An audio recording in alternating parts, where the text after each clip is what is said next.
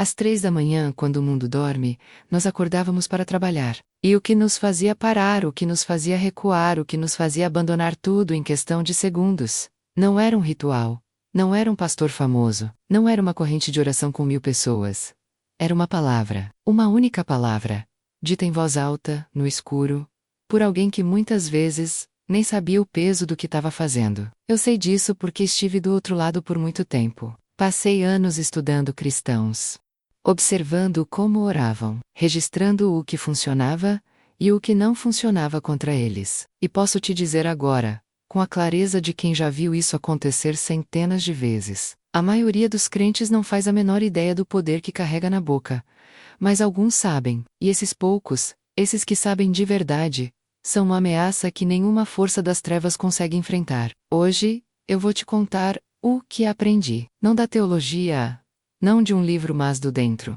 Do lado de quem passava as madrugadas tentando neutralizar o que você chama de oração. Se você já sentiu que suas orações não chegam a lugar nenhum, se já parou na frente do espelho, às 3 da manhã sem conseguir dormir, com um peso no peito que você não sabe explicar, então esse testemunho foi feito para você. Antes de continuar, escreve aqui nos comentários agora mesmo: eu creio no poder da oração.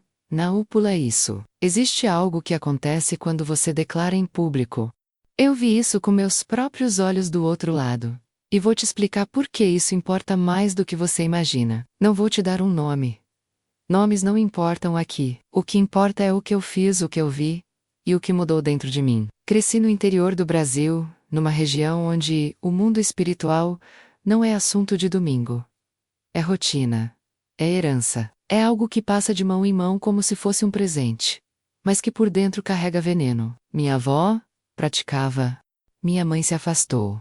Mas o cordão nunca foi cortado de verdade. E eu, aos 19 anos, fui buscar o que achei que era poder. O que eu realmente encontrei foi uma gaiola com a porta aberta para entrar e fechada para sair. Durante 11 anos, fui o que muitos chamariam de mediadora espiritual. Mas esse nome é suave demais.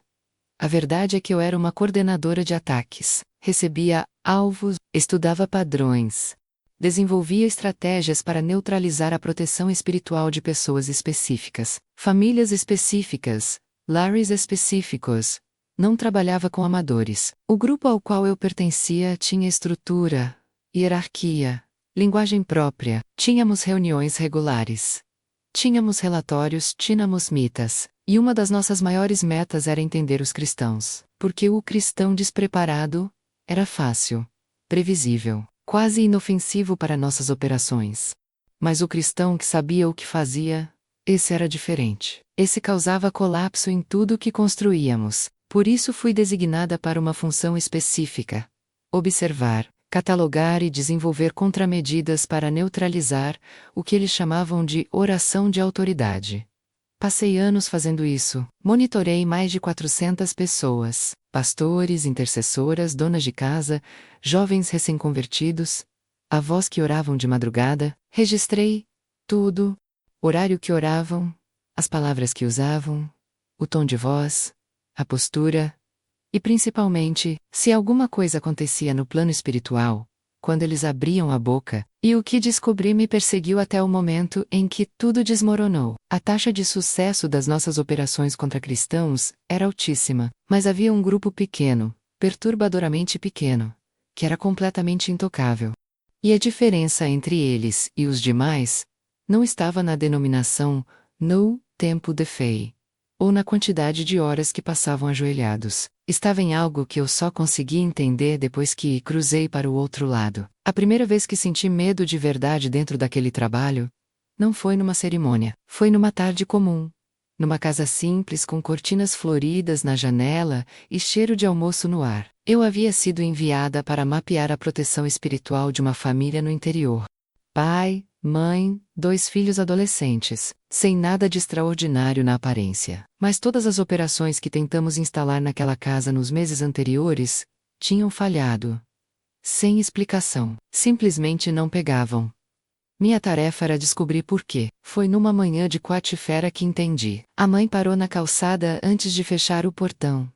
Olhou para o chão, colocou a mão espalmada na parede do muro e falou alguma coisa em voz baixa. Eu não ouvi as palavras, mas senti o efeito. No plano espiritual, foi como uma onda saindo do centro daquele terreno, em todas as direções. Como um lacre sendo reforçado, a casa inteira envolta por algo que não cedia, não dobrava, não tinha fresta. Ela não estava pedindo proteção, ela estava declarando posse. Documentei o padrão dela por 2 semanas, sempre consistente, silencioso e absolutamente devastador para qualquer operação que tentássemos. De manhã tocava a parede, e declarava. À noite passava a mão nas portas dos quartos dos filhos. Cada vez que fazia isso, qualquer ponto de acesso que tínhamos estabelecido era apagado, não resistido.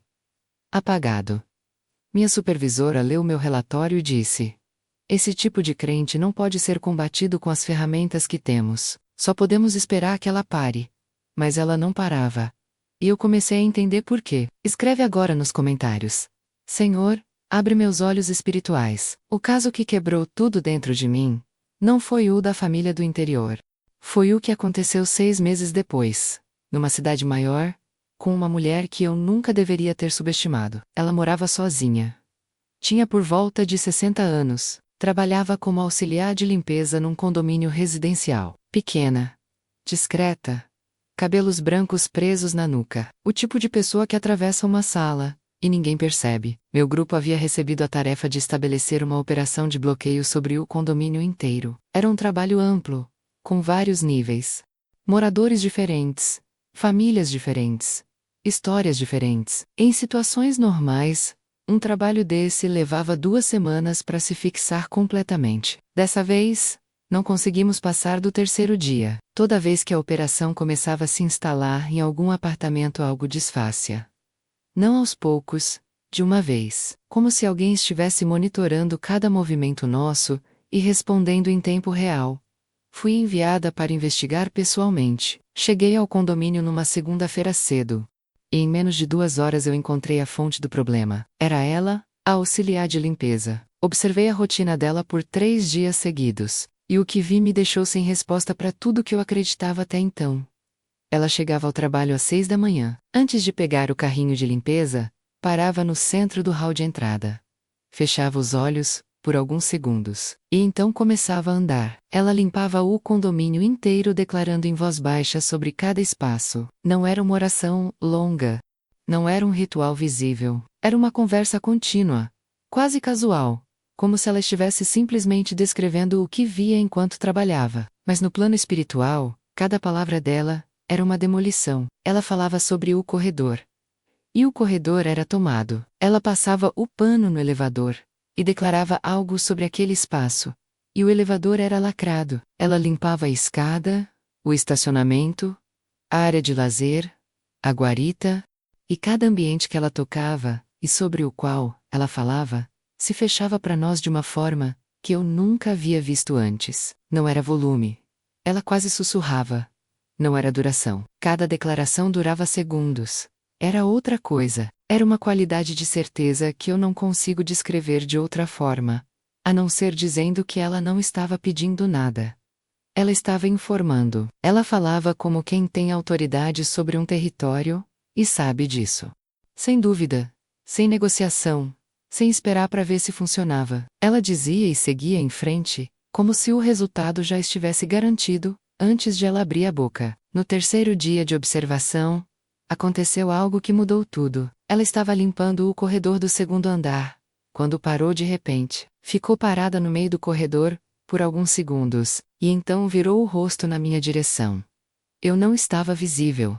Não havia como ela me ver, mas ela olhou diretamente para onde eu estava. E disse em voz clara, mais alta do que qualquer coisa que havia dito até então. Uma frase curta, simples, direta, disse: aqui não. Em nome de Jesus, aqui não. Só isso. E o que aconteceu no plano espiritual naquele momento não foi um recuo, foi uma expulsão. Senti como se o chão daquele corredor tivesse se tornado impossível de habitar, como se o ar inteiro daquele espaço tivesse sido trocado por algo que não tolerava minha presença, nem por um segundo a mais. E enquanto me afastava, algo que eu havia conseguido bloquear por anos Começou a aflorar com uma força que eu não conseguia mais controlar. Aquela mulher não tinha título, não tinha microfone, não tinha plataforma, trabalhava com produtos de limpeza e um carrinho de metal, e ela havia desmontado sozinha uma operação que meu grupo inteiro não conseguiu sustentar por 3 dias.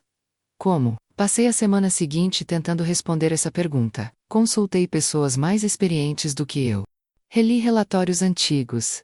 Comparei casos. E fui chegando a uma conclusão que eu não queria aceitar.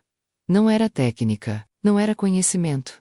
Não era tempo de prática espiritual. Era a forma como ela usava a palavra específica que ela dizia com uma convicção que não deixava espaço para nenhuma outra realidade. O nome que ela usava não era um recurso, era uma autoridade viva. E pela primeira vez em 11 anos de trabalho, eu me vi diante de uma pergunta que não tinha resposta, dentro do que eu conhecia. E se o lado que eu escolhi for o lado que perde sempre? Não saí daquele mundo de uma vez. Saí em pedaços. A pergunta que a auxiliar de limpeza plantou em mim não foi embora. Ficou. Cresceu. Começou a contaminar cada reunião que eu participava, cada tarefa que eu recebia, cada noite que eu tentava dormir. Eu havia passado 11 anos acreditando que estava do lado do poder, que o poder de verdade era o que nós tínhamos, que o que os cristãos faziam era ruído, ilusão.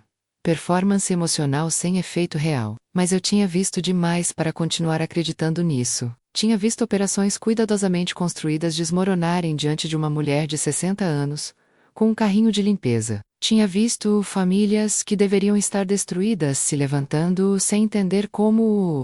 Tinha visto o nome de Jesus funcionar como uma força que nenhuma técnica que eu conhecia conseguia neutralizar, quando usado da forma certa. E uma noite sozinha no meu quarto, sem cerimônia, sem ninguém me convencendo, sem nenhum culto ou pregação, algo dentro de mim simplesmente cedeu. Não foi uma decisão intelectual. Foi um esgotamento de alma. Eu estava deitado olhando para o teto, quando comecei a chorar, sem saber exatamente por quê. E no meio daquele choro, sem planejamento, sem fórmula, saiu da minha boca uma palavra só: Jesus. Só isso, um nome, dito por uma mulher, que havia passado 11 anos, tentando bloquear o efeito desse nome, em outras pessoas. O que aconteceu depois, não tenho palavras completamente certas para descrever. Sinto que qualquer palavra que eu use vai diminuir o que foi, mas vou tentar. Foi como se uma pressão que eu havia normalizado, que havia se tornado parte de mim, a ponto de eu não perceber mais o peso dela, tivesse sido retirada de uma vez. Como tirar uma roupa encharcada que você usa há tanto tempo que esqueceu que estava molhada? Corei por horas, não o choro de quem está triste, o choro de quem está sendo esvaziado de algo que precisava sair há muito tempo. Na manhã seguinte eu saí, deixei para trás tudo o que havia construído naquele mundo. Não avisei ninguém. Não busquei encerramento, simplesmente saí. As consequências vieram rápido. Pressão. Ameaças veladas.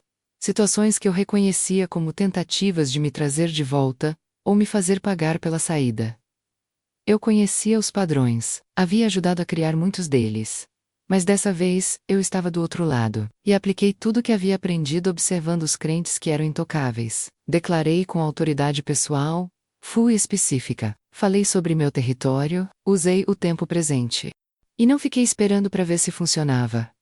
Funcionou. Cada tentativa de me alcançar desmontou, uma por uma. E foi nesse processo que entendi na prática o que eu havia apenas observado por anos. A proteção não vem de um ritual, vem de um relacionamento com quem tem autoridade sobre tudo. E essa autoridade está disponível para qualquer pessoa que a use de verdade. Hoje olho para os 11 anos que passei do outro lado, não com orgulho, mas com uma clareza que só quem esteve lá tem. Sei o que funciona.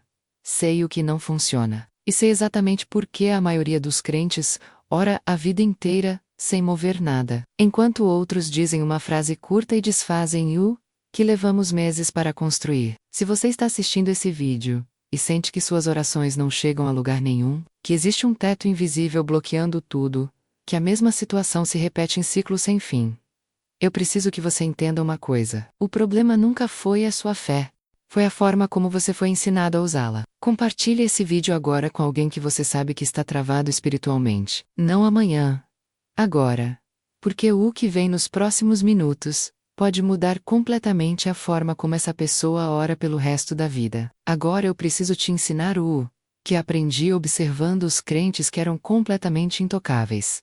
Não é teoria, é o que eu documentei durante 11 anos do outro lado. Existem 5 diferenças entre o crente que as trevas ignoram e o crente que as trevas fogem. E eu vou te entregar cada uma delas agora. A primeira é a autoridade pessoal, não a autoridade emprestada.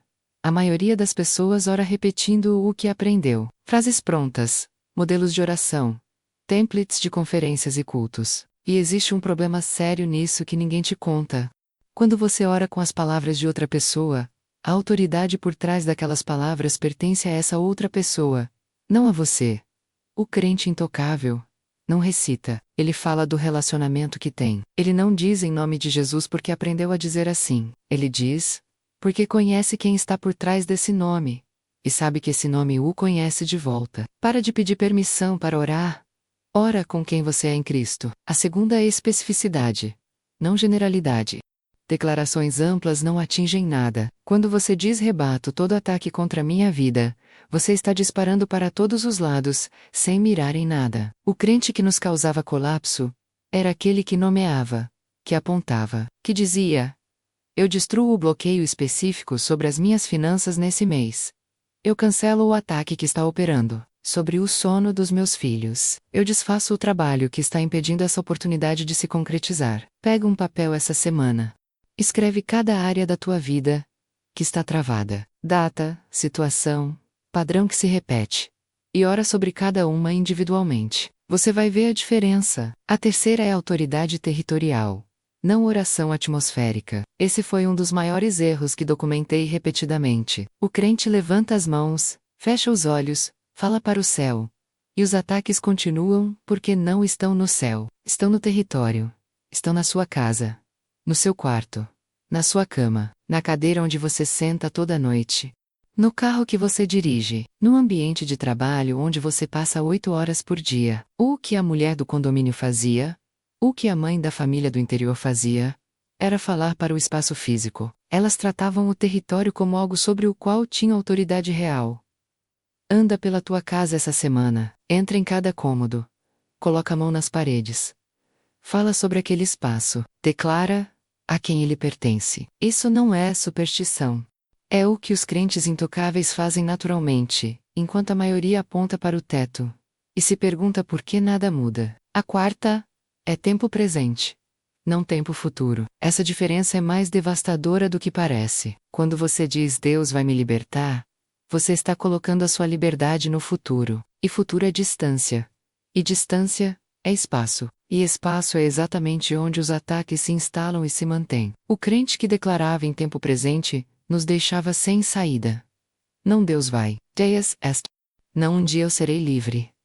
Eu sou livre agora. Não a cura vai vir. A cura está operando no meu corpo nesse momento. O trabalho de Jesus na cruz não é futuro. Está concluído. Está feito. Quando você ora como se estivesse esperando que algo aconteça, você está ignorando o que já foi consumado. Declara no presente o que o céu já decidiu. A quinta é a expectativa de obediência imediata. Esse foi o elemento que mais me impactou em todos os anos de observação. A diferença final entre o crente que nos detinha e o crente que nos ignorávamos não era o conteúdo da declaração, era o que ele fazia depois dela. A maioria das pessoas declara, e então espera, verifica, observa os sentimentos, procura sinais de que funcionou. E essa pausa, esse momento de dúvida disfarçado de expectativa, é o instante exato em que o ataque se reorganiza. O crente intocável declarava e seguia em frente, como quem ligou o interruptor, e não precisa ficar olhando para a lâmpada para ter certeza de que ela acendeu. Ele falava com a certeza de quem sabe que o que foi dito não pode ser ignorado. E o plano espiritual respondia a essa certeza da única forma possível. Obedecia. Não espera um sentimento para confirmar que sua oração funcionou. Fala com autoridade e move. O resultado não depende da sua emoção, depende de quem está por trás do nome que você usou. Escreve agora nos comentários. Eu não vou desistir da oração, não pula isso. Declaração pública tem peso real. Eu sei disso melhor do que ninguém. Eu passei 11 anos do outro lado, tentando entender por que algumas pessoas eram intocáveis. A resposta estava na frente desde o começo. Não era o volume da voz, não era o tempo de fé. Não era o título nem a denominação, era a forma como usavam o nome, era a certeza com que declaravam. Era a consciência de que a autoridade já havia sido dada, e que bastava exercê-la. E o que mais me pesa hoje, o que carrego com uma responsabilidade que não me deixa parado, é saber que a maioria das pessoas que eu observei tinha tudo o que precisava. O nome estava na boca delas, a autoridade estava disponível para elas, o poder não estava escondido nem reservado para um grupo seleto. Estava ali, acessível, esperando ser usado da forma certa. Ninguém ensinou, e o inimigo contou com isso. Mas a partir de hoje você sabe, você não tem mais a desculpa do desconhecimento. Você conhece os 5 elementos: autoridade pessoal, especificidade, declaração territorial, tempo presente, expectativa de obediência imediata. Aplica hoje, não na semana que vem. Não depois do próximo culto. Hoje à noite, antes de dormir, anda pelo teu espaço. Fala sobre teu território. Nomeia o que está travado. Declara no presente. E segue em frente, sem olhar para trás, esperando confirmação. Faz isso uma vez com convicção real. E você vai entender na prática o que eu tentei te explicar. Com palavras. O nome de Jesus não perdeu força. Nunca perdeu. O que faltava era alguém que tivesse estado do outro lado, para te dizer exatamente como usá-lo, da forma que faz o inferno recuar. Agora você tem isso. Escreve nos comentários agora mesmo. O inferno treme quando eu oro. Declara isso em público. Tem peso nisso, que vai além do que você imagina. Compartilhe esse testemunho com alguém que você sabe que está travado, que o está cansado, que ora há anos e sente que o teto não abre. Pode ser que esse vídeo seja exatamente o que essa pessoa precisava ouvir hoje. E se você ainda não está inscrito nesse canal, inscreve agora e ativa o sino, porque o que foi ensinado aqui hoje é só o começo. Tem muito mais vindo. Testemunhos, revelações e ensinamentos que vão continuar te armando, semana após semana. Deixa o like antes de sair. Isso ajuda esse conteúdo a chegar em mais pessoas que precisam ouvir isso. O nome, Vence Sempre, vencer comigo. E vai vencer por você também.